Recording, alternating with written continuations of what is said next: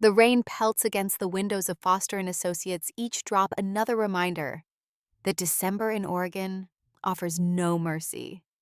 I shift in the cold steel chair, my fingertips tracing the smooth edge of the conference table, while Mr. Foster's monotonous voice recites the contents of Dad's will. Across from me, Dylan lounges in his chair, his Italian suit probably worth more than my monthly salary, his attention fixed on his phone screen scrolling with practiced indifference. The estate shall be divided equally between my children, Allison Marie Blake and Dylan James Blake. Mr. Foster drones on his wire-rimmed glasses slipping down his nose. Stop. Dylan's voice cuts through the air like a blade. This is wrong. My heart stutters. I watch my brother's face transform from boredom to something darker, something I recognize from childhood tantrums when he didn't get his way. I'm the real child here.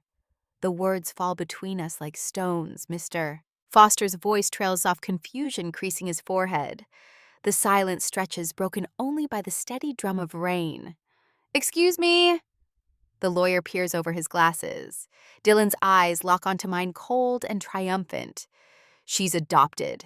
I'm blood. Everything should be mine. My wedding ring clicks against the conference table as my hands begin to tremble. Dad's last words echo in my ears, his voice weak but certain in that sterile hospital room. You're my daughter, Allie. Always remember that. Mr. Foster clears his throat. Mr. Blake, under Oregon inheritance law, adopted children have the same legal rights as biological children. Your father's will clearly states she manipulated him for years. Dylan slams his hand on the table. His perfect facade cracks, revealing the familiar rage underneath. All those family dinners, those little heart-to-hearts. She played him like a fiddle while I was building my career in Portland. Dad loved us both equally. My voice comes out steadier than I feel. Dylan's lips curl into a sneer. You were never his real daughter. The words yank me back 3 days to the funeral home. The scent of lilies thickened my nose as I arranged flowers alone, making sure everything was perfect for Dad. Dylan arrived an hour late, complaining about traffic from Portland. I watched him check his watch during the eulogy, saw him texting while I thanked mourners and accepted condolences.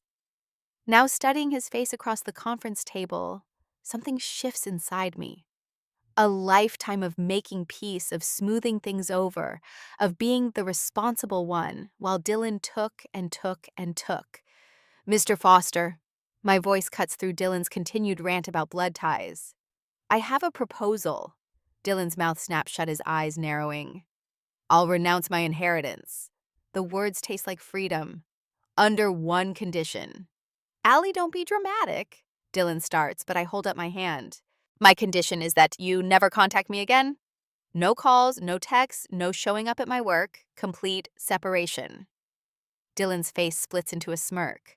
Finally showing your true colors. I knew you were just in it for the money. Mr. Foster adjusts his glasses. Ms. Blake, I must advise you that you have legal rights here. This is a substantial inheritance. Draw up the papers. I stand my chair scraping against the floor. I want my peace. Dylan extends his hand across the table, triumph radiating from every pore. Deal, sis. Or should I say ex-sis? I ignore his hand and walk out. The rain soaks through my coat as I stand on the sidewalk, but I barely notice. Through the law office window, I can see our childhood home and the framed photograph on Mr. Foster's wall. The yellow Victorian, where Dad taught me to ride a bike, where he helped with my homework at the kitchen table, where he told me that family wasn't about blood, but about love. My fingers find my phone, pulling up Dad's last text message. Proud of you, sweetheart. Always have been. Behind me, I hear Dylan's voice carrying through the open door, already on his phone with his broker. I close my eyes and let the rain wash away 29 years of trying to be the perfect daughter, of trying to keep the peace, of trying to love someone who never wanted to be my brother. Sometimes inheritance isn't about money. Sometimes it's about choosing what kind of person you want to be. The January wind whips around my cottage in Cannon Beach. But for once, the silence inside feels like victory. My phone screen shows Dylan's number finally blocked after 3 weeks of incessant calls. Through the window, waves crash against Haystack Rock, nature's own white noise machine, drowning out the echoes of his voice in my head.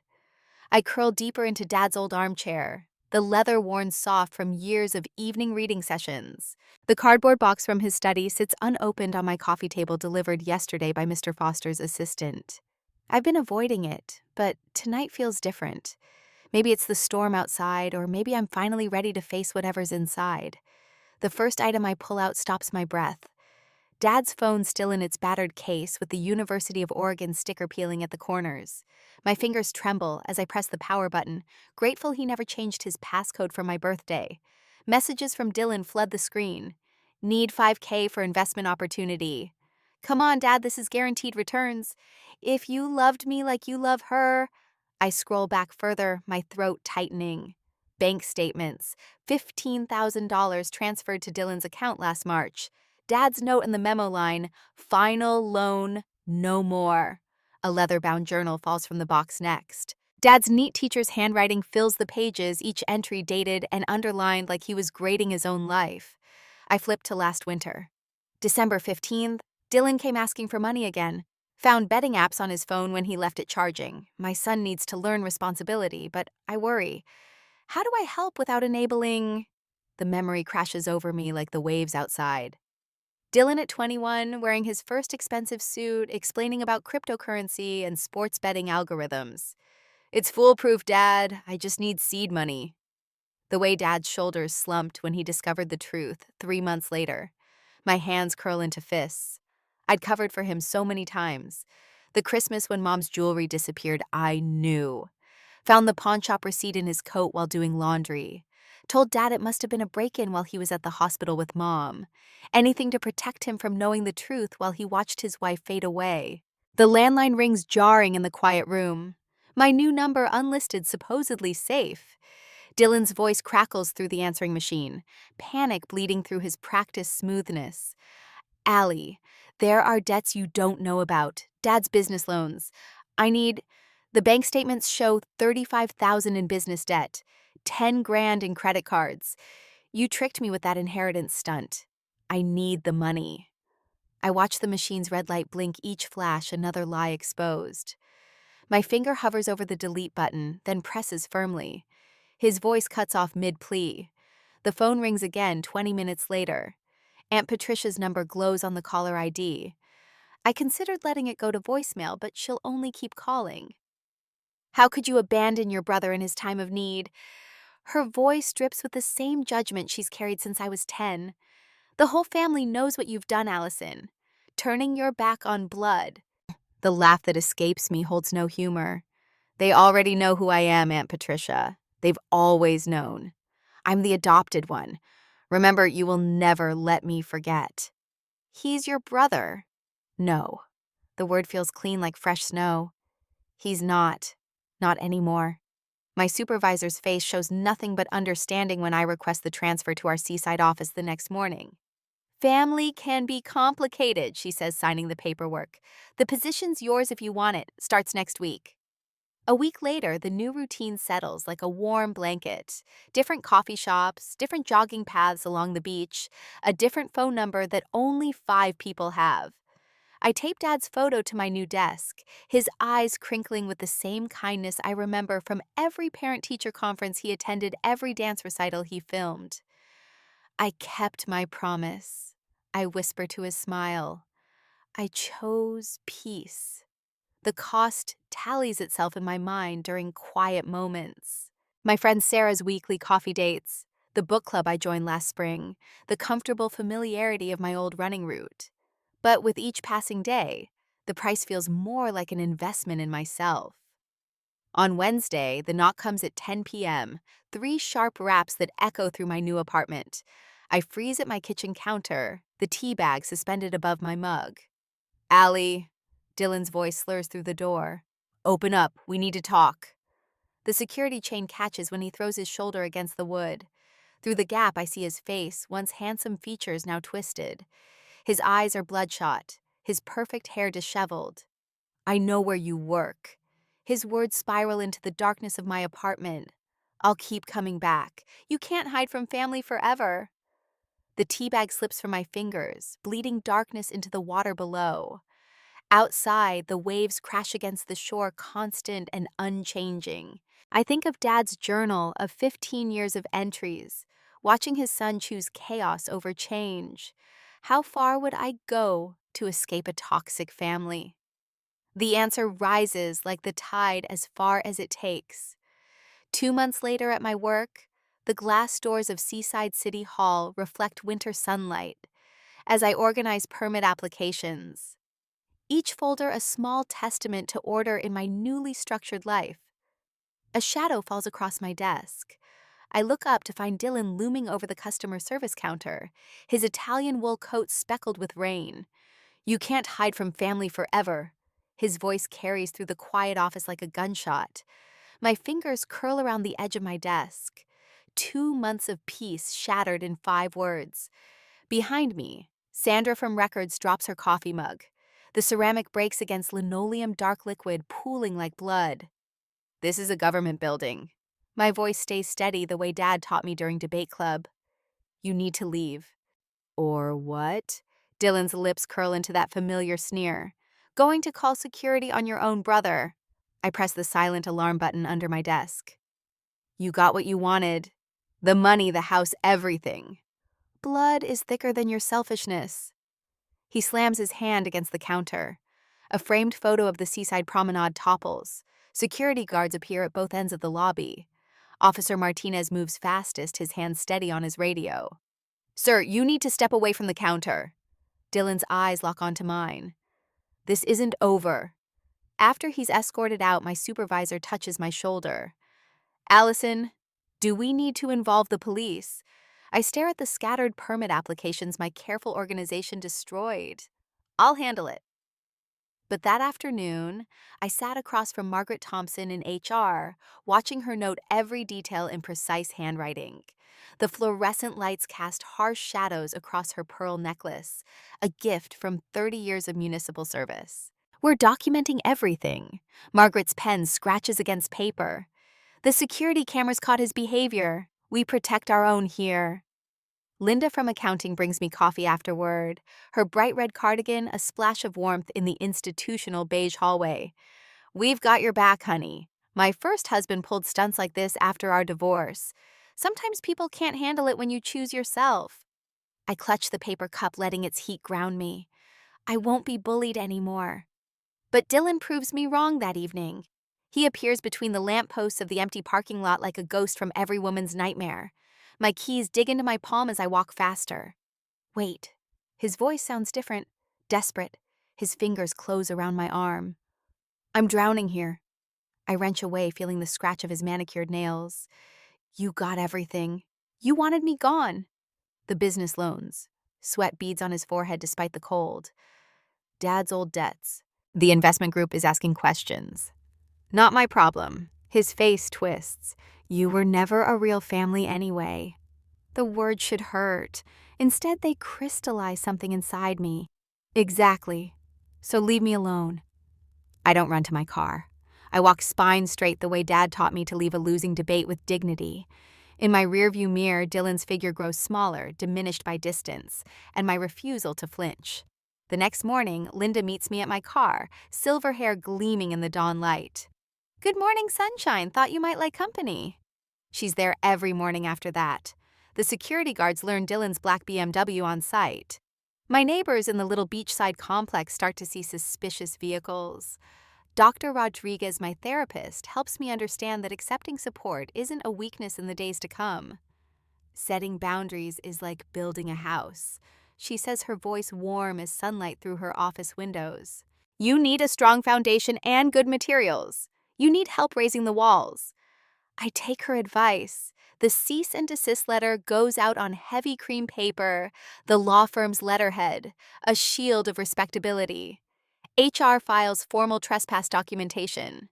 The security footage transfers to a thumb drive, irrefutable evidence of Dylan's spiral. When the papers are served at his Portland investment firm, I imagine the crack in his perfect facade. His colleagues are watching. His reputation splintered like that coffee mug on the city hall floor. Aunt Patricia calls that night, her voice sharp with judgment. "You're destroying the family." No. I think of the filing cabinet in my home office stuffed with evidence of Dylan's harassment, screenshots of his social media posts showing new watches and sports cars while he pleads poverty, bank statements proving my clean hands. Dylan's destroying himself. I stood at Haystack Rock that evening, watching the sunset paint the sky in colors Dad taught me to name. Vermilion, amber, that soft purple he could never quite describe. The wind carries his voice from memory. Sometimes letting go is the strongest choice. The tears finally come hot against cold cheeks. Not for Dylan or the inheritance or even Dad. For the daughter who spent 29 years trying to earn love that should have been freely given. My phone chimes with an email from Mr. Foster. The subject line reads, "Urgent, additional will provision discovered." The attachment reveals Dad's final chess move. A hidden codicil written in his precise teacher's hand. If either child harasses or harms the other, their portion of the inheritance shall be forfeit. I close my eyes, feeling the last weight lift from my shoulders. Even in death, Dad made sure I would be protected. He knew. He always knew. The waves crash against Haystack Rock, eternal as family secrets, and twice as powerful. I deleted Dylan's latest voicemail without listening. Tomorrow, I'll call Mr. Foster.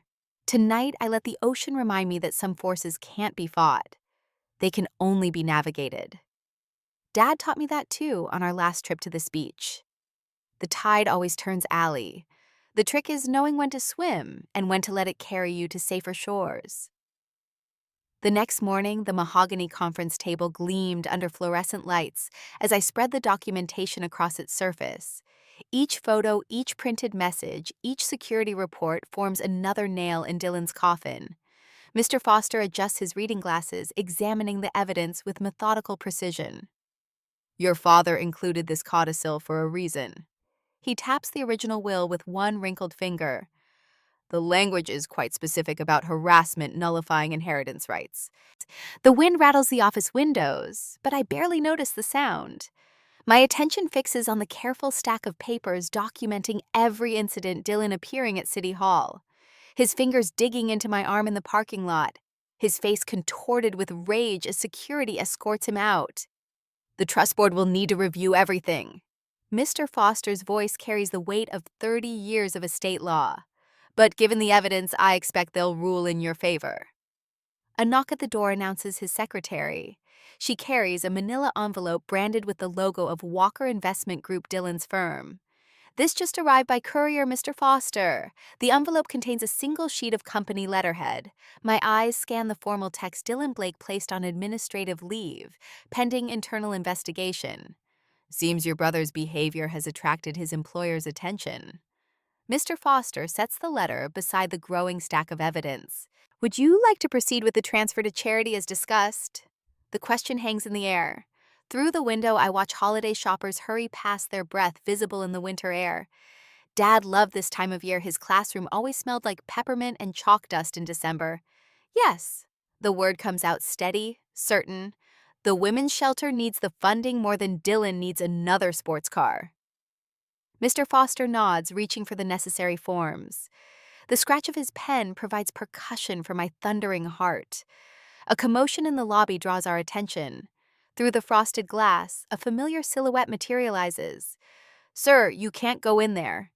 The secretary's protest barely precedes Dylan's dramatic entrance. He clutches a bouquet of roses, his Italian suit slightly rumpled. Allie, please. His voice breaks on the plea. I just want to talk, to make things right. Security appears behind him, but Dylan plays to his audience. Tears glisten in his eyes as he extends the flowers. You're my sister. We can work this out. I remain seated, hands folded in my lap. The evidence suggests otherwise. Evidence? He laughs, but the sound holds no humor. Family doesn't gather evidence against family. You made your choice when you started stalking me at work. His mask slips for just a moment, a flash of the rage I've come to know so well. But he recovers, turning to Mr. Foster with a practiced smile. This is all a misunderstanding. Allie's always been sensitive. Mr. Blake, Mr. Foster's tone could freeze hell. Your presence here violates the restraining order. These gentlemen will escort you out. You'll regret this. Dylan's voice drops to a whisper as security approaches. Blood is thicker than water, sis. I wait until the door closes behind him before speaking. How soon can we complete the transfer? Mr. Foster pulls up the charity's documentation on his computer. The paperwork should be cleared by the end of the week, though I suspect your brother will attempt to challenge it. Let him try. I gather the evidence into my briefcase. I learned from the best how to document everything. The local paper sits folded on Mr. Foster's desk. Its headline catches my eye. Investment banker stock sister at government office. Below, a grainy security photo shows Dylan's rage-twisted face as he confronts me in the parking lot. My phone buzzes with a text from Linda at work. Security footage released, you okay? Another message arrives from an unknown number. How dare you humiliate your brother like this? The whole family is disgusted. Aunt Patricia. I block the number without responding. Mr. Foster clears his throat. The trust board just emailed. They've frozen your brother's assets pending investigation into some irregularities. What kind of irregularities? Client funds appear to be missing from his investment accounts. The State Banking Commission is involved. 3 days later at my office, the roses Dylan brought lie abandoned on a side table already wilting. Dad kept a rose garden behind our house, carefully tending each bush. The thorns protect the beauty, he'd say, just like families should protect each other. My phone lights up with a video message from Dylan. His face fills the screen, tears streaming down his cheeks. I never meant for this to happen. Please, Allie, I understand now. I was wrong. Behind his performance, I catch a glimpse of his condo's marble countertops, the ones he bragged about at Dad's funeral. Paid for with stolen money, apparently. That same day at work, the office door opens again, admitting a uniformed police officer. Ms. Blake, we need to ask you some questions about Dylan Blake's financial activities. Of course. I close my briefcase, the evidence safely locked inside. I've learned to keep very detailed records. The officer's notebook appears. When did you first notice suspicious behavior with your father's accounts? Through the window, I watch Dylan's Mercedes pull away from the curb. He doesn't look back at the building. He never looks back at the wreckage he leaves behind. Let me tell you about Christmas 3 years ago. I begin. When Dad noticed his business account was short $15,000. The roses continue to wilt on the side table, dropping blood-red petals onto the polished wood. Some things once broken can never be made whole again. Sometimes that's for the best. A week later, a letter arrives from the county jail. Dylan's handwriting sprawls across the envelope, less confident than his usual arrogant scrawl. I hold it over my shredder, hesitating. Some things are better left unread, Dad always said. You don't need to set yourself on fire to keep others warm. The letter disappears into the shredder's hungry teeth. Outside my window, the rain continues to fall, washing the world clean. A month later, the visiting room smells like industrial cleaner and sweat. A guard leads me past rows of reinforced glass panels, each one framing a story of bad choices and desperation. Mine sits at booth 12, orange jumpsuit bright, against gray concrete walls. Dylan's hands rest on the metal counter shackles, glinting under fluorescent lights.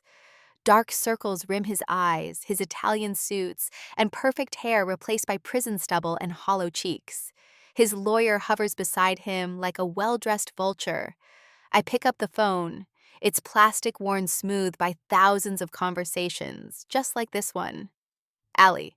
His voice cracks. Thank you for coming. Tears pool in his eyes, and I remember Christmas mornings years ago, teaching him to ride his bike, bandaging scraped knees. But those memories blur against security footage of him stalking through City Hall parking lots, his voicemail threats playing in my head. I was consumed by jealousy. His shoulders shake. You were always Dad's favorite. Every time he looked at you with pride, I felt invisible. The lawyer slides a paper toward the glass. We have a settlement offer. Drop the inheritance claim, and Mr. Blake will withdraw his complaints about workplace harassment. I study Dylan's face, the same face I've known since he was born. The same eyes that sparkled with mischief when we built blanket forts. The same mouth that now twists with calculation beneath his tears. Prison is killing me, Allie. His fingers press against the glass. Have mercy. We're still family. My bag sits heavy in my lap. I unzip it slowly, pull out Dad's leather journal. The pages fall open to a dog-eared entry. Dylan refuses to take responsibility. I read aloud. Each crisis brings new excuses, new blame. I fear I failed him by protecting him too long. Dylan's lawyer shifts uncomfortably. I continue pulling items from my bag. A manila folder thick with time-stamped photos, printed social media posts calling me fake family, screenshots of text messages to mutual friends poisoning every relationship I had. Security footage from City Hall. I lay each piece of evidence against the glass like playing cards. Voice recordings of your threats, all legally obtained. You vindictive witch, Dylan lunges forward, shackles clanking. Guards step closer, as spittle flecks the glass between us. His lawyer retreats, briefcase clutched to his chest. I don't flinch. Years of his tantrums taught me stillness. The inheritance transfers to the women's shelter tomorrow. My voice stays quiet, steady. Dad's favorite charity. They're starting a program for stalking victims. You can't do this. His mask shatters completely. I'll tell everyone what you really are. You already did. I smooth my skirt. That's why you're here. The headlines will run tomorrow. Stalker Brothers' inheritance goes to women's shelter. His investment firm already cut ties. His licenses hang by threads. The careful reputation he built in Portland lies in ruins. I leave him raging against reinforced glass guards' hands on his shoulders. In the parking lot, spring sunshine warms my face. My phone buzzes. A text from the shelter director expressing gratitude plans for the new program taking shape. 3 months later, his parole officer calls. Early release for good behavior. Must stay 500 miles away. He's changed, the officer says. Prison can do that to a person. I think of Dylan behind the glass, his tears turning to fury when manipulation fails. Some people change. Others just get better at pretending. I hang up and walk to my window. Waves crash against the coast, constant and clean. Like Dad always said, sometimes the strongest choice is knowing when to walk away. The restraining order sits in my desk drawer, legally binding. 500 miles of mandatory distance. But the real distance, the one that matters, was crossed the moment he decided blood meant more than love. Some questions don't need answers. Some bridges burn for a reason. And some inheritance has nothing to do with money at all. The morning sun paints ribbons of gold across my office window at Seaside City Hall. My business card, still fresh from the printer, catches the light. Allison Blake, Planning Director. A year after the inheritance drama, the words still bring a smile to my face. Outside my window, waves crash against the Oregon shore, their steady rhythm a daily reminder of why I chose this place. My cottage perches on the cliffs above the Pacific, where mornings start with the cry of seagulls and end with spectacular sunsets. No sirens, no unexpected visitors, no shadows lurking in parking lots. The intercom buzzes. Ms. Blake, your 10 o'clock is here. And Sarah Miller sits across from me now, fingers twisting a tissue. 24, wearing clothes too expensive for a small-town bank teller, she reminds me of myself a year ago. That same haunted look, the constant glancing at the door. My brother thinks the house should be his. Her voice breaks. Mom always said everything would be split equally, but Thomas claims, that blood matters more than anything else. The words slip out before I can stop them. Her head snaps up, eyes wide. How did you know? I touch the frame on my desk, angled so visitors can see it. Dad and me at my college graduation, his proud smile warming the photo. Let me tell you a story about inheritance, Sarah. About how sometimes the most valuable things we inherit aren't measured in dollars. An hour later, she leaves with dry eyes and the number of a good estate lawyer. Linda pokes her head in after Sarah exits.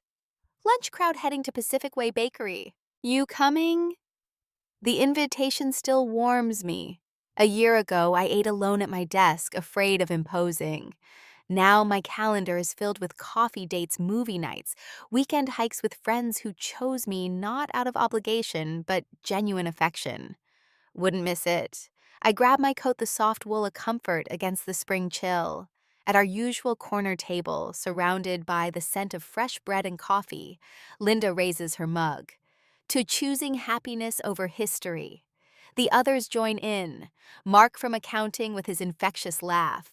Rebecca from Parks and Rec, who walked me to my car every evening during those dark months. James from IT, who helped block Dylan's emails. My chosen family built one kindness at a time. That evening, I pulled into the women's shelter parking lot for my weekly volunteer shift. The brick building used to intimidate me. Now it feels like a second home, my father's inheritance flowing through its programs, creating ripples of change I never imagined. Carol, one of our regulars, waves from the front desk. Your support group starts at 10, full house tonight. The meeting room fills quickly. Some faces I recognize, others new, all carrying stories of family bonds twisted into weapons. I arrange the chairs in our usual circle, remembering my first therapy session with Dr. Rodriguez, how impossible healing seemed then. I'm Allison. I begin, my voice steady. A year ago, I sat where you're sitting, wondering if I was selfish for choosing peace over family, questioning if I deserved better. I pause, meeting their eyes. Today, I'm here to tell you that you do deserve better, that sometimes the bravest thing isn't staying, it's walking away. The next day, driving home along the coastal highway from work, I detoured to the cemetery. The spring air carries the scent of fresh-cut grass and salt spray as I place lilies on Dad's grave. Purple irises bloom along the peel, his favorite, the ones he planted in our front yard every spring. You'd love my cottage, Dad. I trace the letters of his name. The garden's small, but the herbs are thriving. Remember how you taught me about companion planting basil next to tomatoes, marigolds to keep the pests away? The wind rustles through nearby trees, carrying memories of his voice. Nature knows about balance, Allie, about what helps things grow and what holds them back. A text lights up my phone. Dylan's firm in Miami conducting another audit. His new job filing tax returns so far from his dreams of high finance. Aunt Patricia's Christmas card returned unopened last month. The old family photos tucked away in a closet no longer needed to prove I belong. Standing here watching the sunset paint the headstones in soft amber light, I finally understand what Dad meant about balance, about how letting go of poisoned roots allows new growth to flourish. I kept my promise, Dad. My fingers brushed the cool granite one last time. I chose peace. The breeze wraps around me like an embrace, carrying the scent of spring flowers and possibility. Ahead, my cottage lights glow against the darkening sky, beckoning me home. Not to the home I was born into, or even the one I was adopted into, but the one I built for myself, plank by plank, choice by choice. Walking away, I hear his voice in the wind, clear as the day he first taught me to ride a bike. That's my girl. Some people spend their whole lives trying to earn love from those who never learn to give it. Some inherit money, property, stocks. But standing here, breathing in the salt air and freedom, I know I inherited something far more precious. The strength to walk away, the wisdom to choose peace, and the courage to build something beautiful from the ashes of what burned. Tomorrow, I'll wake to the sound of waves. I'll water my herbs, chat with neighbors, and help another Sarah find her way to freedom. Small moments building one upon another like shells on the shore, creating a life as vast and peaceful as the ocean itself.